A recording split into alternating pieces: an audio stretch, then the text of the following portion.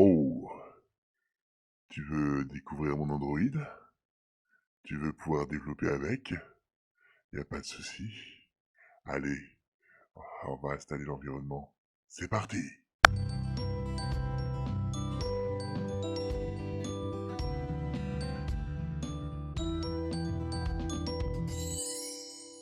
Bonjour les amis, j'espère que vous allez bien. Nous allons donc procéder à l'installation de l'environnement Android pour l'utiliser au travers de Lazarus. Et FreePascal, bien naturellement. Alors, quelques petits points. Déjà, pour rappel, nous nous plaçons au niveau du JNI, donc du Java Native Instruction, pour effectuer nos commandes pour Android. Je ne vais pas refaire la vidéo précédente, une vidéo plus orientée générale, et je ne rentre pas vraiment dans le détail avec des démonstrations sur le chargement d'Android dans son environnement. Tout d'abord, il vous faudra télécharger donc la JDK, donc en l'occurrence là je suis sur la JDK 8, de euh, chez Oracle. Alors c'est le kit de développement pour Java, hein, ni plus ni moins. Ensuite on a le NDK. Le NDK c'est le kit de développement natif, qui est l'ensemble des outils disponibles au travers des bibliothèques de la plateforme. Vous pouvez gérer les activités natives et accéder aux différents composants ou organes de débugage par exemple. Donc vous accédez à cet ensemble de l'appareil. Par exemple, vous allez avoir les capteurs, la saisie tactile ou bien d'autres éléments. Enfin, nous avons la partie SDK qui, elle, correspond à l'ensemble des outils disponibles, comme l'ADB pour effectuer les envois de données sur votre téléphone portable ou machine virtuelle, et aussi la création de machines virtuelles et bien d'autres choses que nous allons voir. Donc, une fois que c'est fait, vous avez téléchargé ces éléments. Vous allez pouvoir, donc, on va pouvoir commencer par installer la JDK. Pendant qu'il charge, nous allons pouvoir commencer à créer le premier dossier. Le premier dossier qui va s'appeler Java. Hop, tac. Dans Java, nous allons avoir deux parties. La JDK, l'environnement runtime, donc la JRE, et on croise les doigts pour que tout se passe bien. Sachez que vous pouvez faire cette installation aussi en utilisant Android Studio, hein. Là, moi, je le fais de manière un peu différente. Je le fais en utilisant directement les bibliothèques d'Android pour être plus tranquille. Ensuite, nous allons extraire donc le NDK et nous allons extraire le SDK. Donc la NDK est très lourde parce qu'elle comprend aussi tous les codes sources derrière. Donc ce qui est relativement pratique sur voir comment ça fonctionne derrière. Comme ceci. Ensuite, l'installation de Java. L'installation de Java, qui est l'installation aussi avec téléchargement, en fonction des besoins. Donc là, on veut tout installer en local, n'est-ce pas? Et là, il vous demande où est-ce que vous souhaitez installer la JDK. Donc déjà, la première chose à faire, c'est de sélectionner le dossier dans lequel vous souhaitez donc installer la JDK. En l'occurrence, chez nous ici, ça va être dans FPC Deluxe, donc on retrouve le dossier FPC Deluxe dans tout mon bordel. Hop, ici, et dans Java, JDK. Ok, suivant. Donc là, j'installe la JDK. Et après, on fera la même chose avec la JRE, donc le Java Runtime Environment. Donc en gros, c'est l'environnement d'exécution Java. Je vais poser ça un peu sur le côté ici. Excusez-moi. Du coup, ma voix a un petit peu changé, c'est que j'avais laissé un filtre activé sur mon H4, enfin, sur mon OBS. Donc du coup, désolé, parce que je me suis fait un petit délire juste avant. Bon, c'est pas trop grave. Donc là, il nous demande où installer le JRE, d'accord? Donc le JRE, de la même manière, on va choisir le dossier dans notre FPC Deluxe Android Java, et là, ça va être JRE. Et après, on va avoir des petites modifications au niveau de l'environnement pour que ça soit fonctionnel. Ah, j'ai un petit peu trop. Juste aller vérifier quelque chose. Ouais, non, c'est les bins en fait directement. Ouais, j'ai GRE ici. Qu'est-ce que j'ai foutu encore en bêtise, moi? Bon, on va voir ça après, de toute manière. Donc, on a ici encore de dézip, ici encore de dézip aussi. Et après, on a notre partie installation Java. Ok. Donc là, il a fini d'installer donc la partie Java. On va vérifier ça de suite. Et donc là, il va falloir qu'on... Ah, ok, close. Ok, donc ça, le GRE est bien installé. La JDK est bien installée aussi. On va vérifier. Ok, on a les binaries et on a le dossier racine. C'est parfait.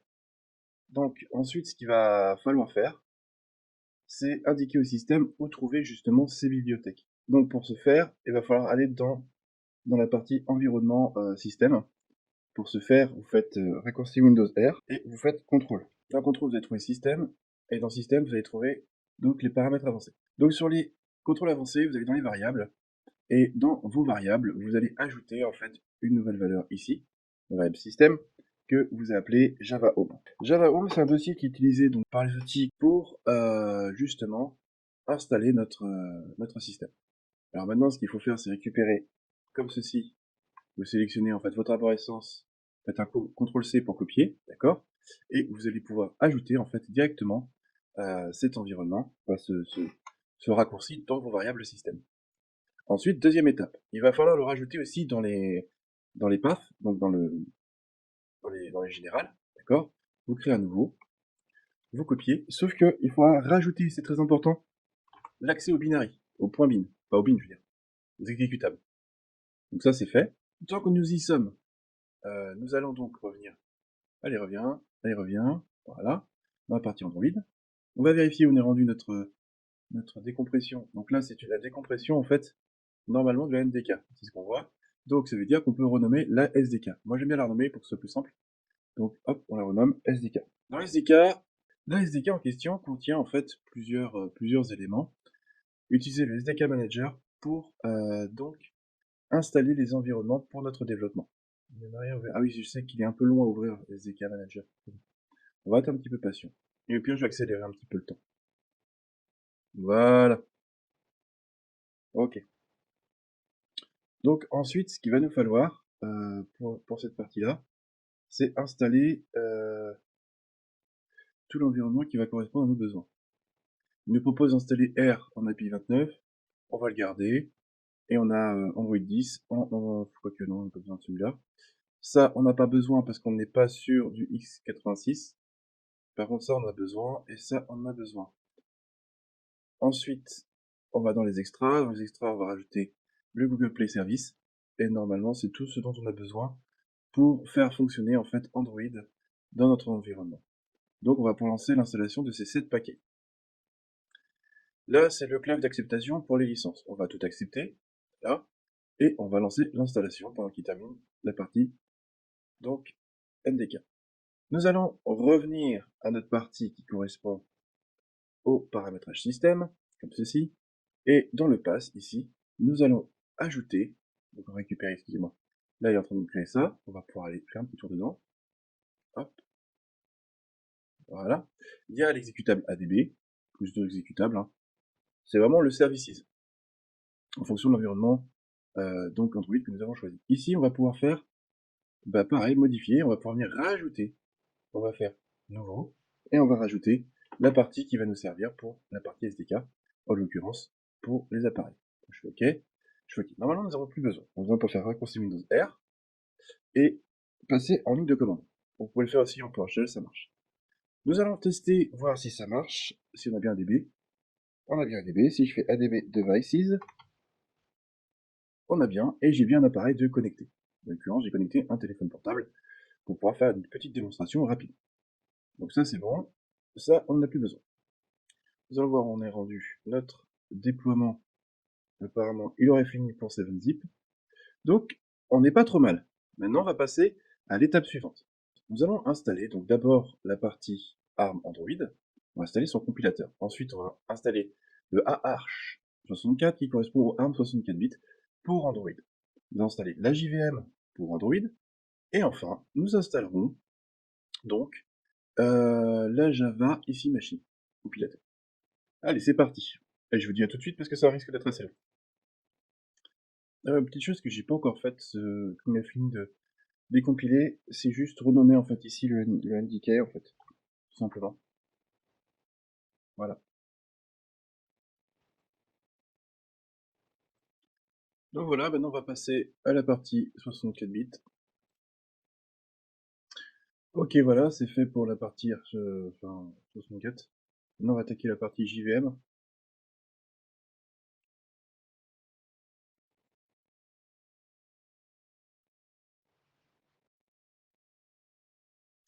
Ah, il me dit qu'il ne trouve pas la JavaXE.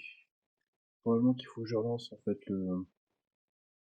Probablement que je le relance, du coup, JVM, Android, et install compiler.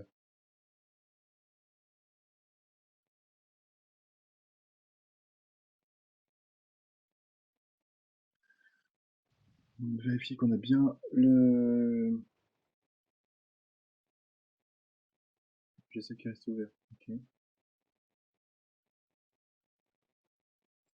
Alors attendez, je vais exécuter commande, vérifier qu'on a bien accès à Java. Ouais. Donc à mon avis, c'est qu'il fallait juste que je relance FPS Deluxe. Voilà, ça c'est fini. Fermez ça.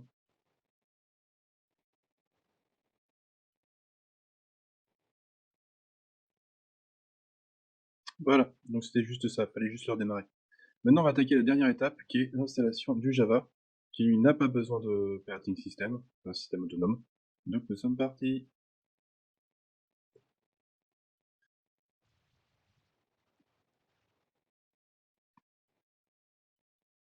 Ah, voilà, il a fini. On va lancer Lazarus quand même pour voir si tout se passe bien. Oh bah il était encore ouvert. On va le relancer vite fait. Voir si tout se passe bien.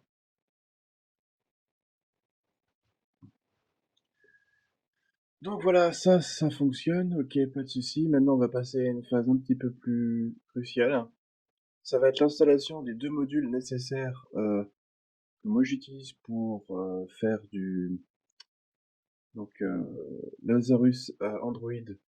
Euh, comment c'est déjà? C'est Lazarus Android. Je sais, Wizard. La fin c'est Wizard, mais le M, je sais. Module, je crois. Enfin bon, peu importe. Oui, c'est ça, c'est Lazarus Android Module Wizard. On a besoin de celui-là et on va besoin aussi de l'AD for Android. Je sais qu'à une époque j'utilisais aussi Last ou APK, mais j'ai changé. Ça c'est plutôt pratique. Donc on va commencer à installer celui-là normalement. Il n'y a pas d'ordre en fait pour les deux. Je crois pas. Donc là il va télécharger en fait tout ce dont on a besoin. Je le dis tout de suite. Ah, pensez à bien fermer Lazarus avant de lancer, hein, parce qu'il va recompiler les deux.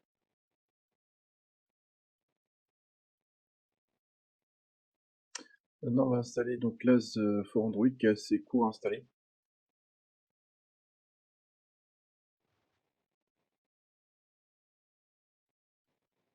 Voilà, c'est installé. Donc là maintenant on peut démarrer Lazarus.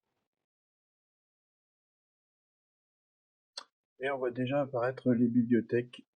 Donc on a pas mal hein, quand même pour Android, les Bridge Center, etc., etc. Donc ça c'est déjà très intéressant, ça veut dire que l'installation s'est bien passée. Maintenant on va aller un petit peu plus loin. On va faire une petite application type Hello World, très simple, très ludique pour vraiment tester la base. Hein. On est d'accord. Allez, c'est parti. New. Alors, on a la possibilité de créer des modules, mais aussi directement des applications. Donc, en l'occurrence, ici, ça va être l'application Android. Ici, il va nous demander, en fait, où trouver le SDK. Donc, le SDK, enfin, le NDK, excusez-moi. NDK. Donc, du coup, on va pouvoir faire ça. Crac. Et directement lui dire de venir le chercher ici. Non, elle m'a pas demandé pour le SDK. Bon, admettons. Alors, on va lui donner une petite application. Une petite application, on va l'appeler Hello World. Voilà. Alors, on va changer le dossier par contre pour la création du projet. Là, on est dans standard. On va pas dans standard du coup. J'ai créé un petit dossier dans le projet qui s'appelle Android. J'ai déjà fait des petits tests pour vérifier. C'est pour nos futurs projets. Ici, dossier Android. On est d'accord. On va créer un nouveau dossier. On va l'appeler Hello World pour être sûr. Mais je pense qu'il crée un sous-dossier. Mais on va quand même faire ça pour être certain. Hop, on a sélectionné le dossier. Ici, on va mettre net.ivox en Gradle. Ah, il nous a pas installé Ant.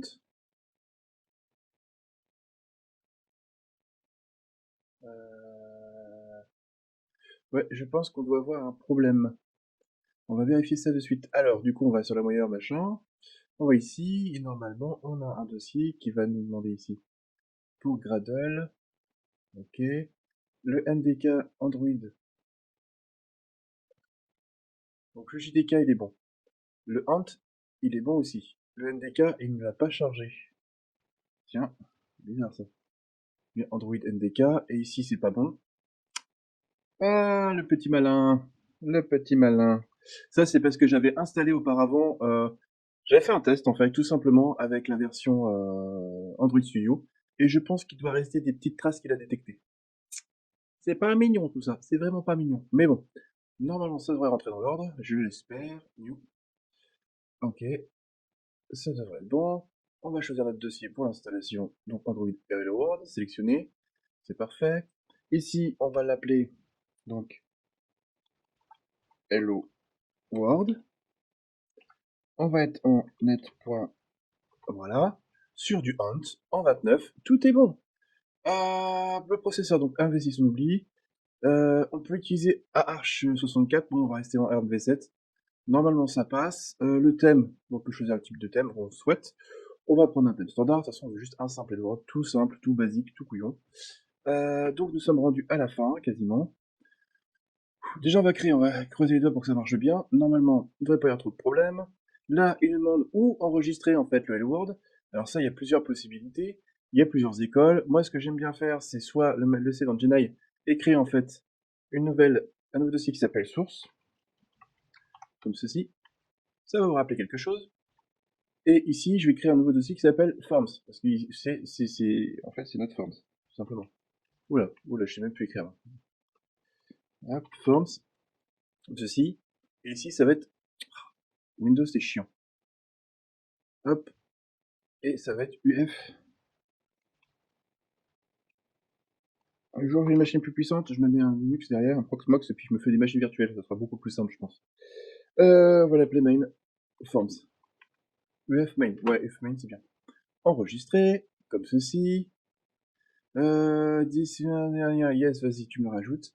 On a notre petit support ici.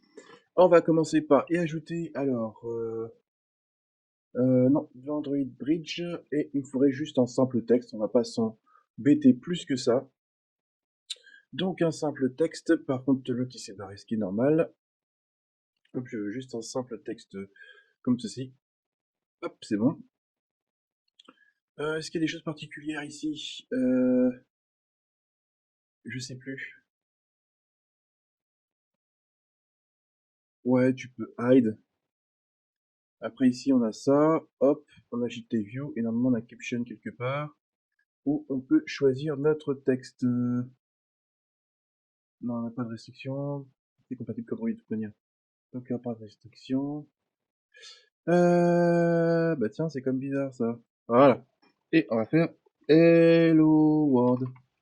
World. Hello World. Oh là là là là. Ok, bon. Ça c'est fait. On fait juste un petit truc rapide comme ça. On va tester.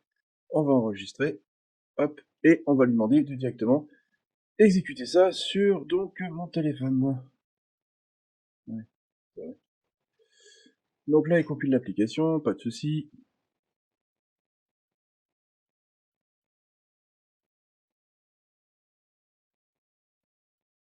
Voilà. Et donc, je sais pas si vous allez bien voir à la caméra, mais ça fonctionne.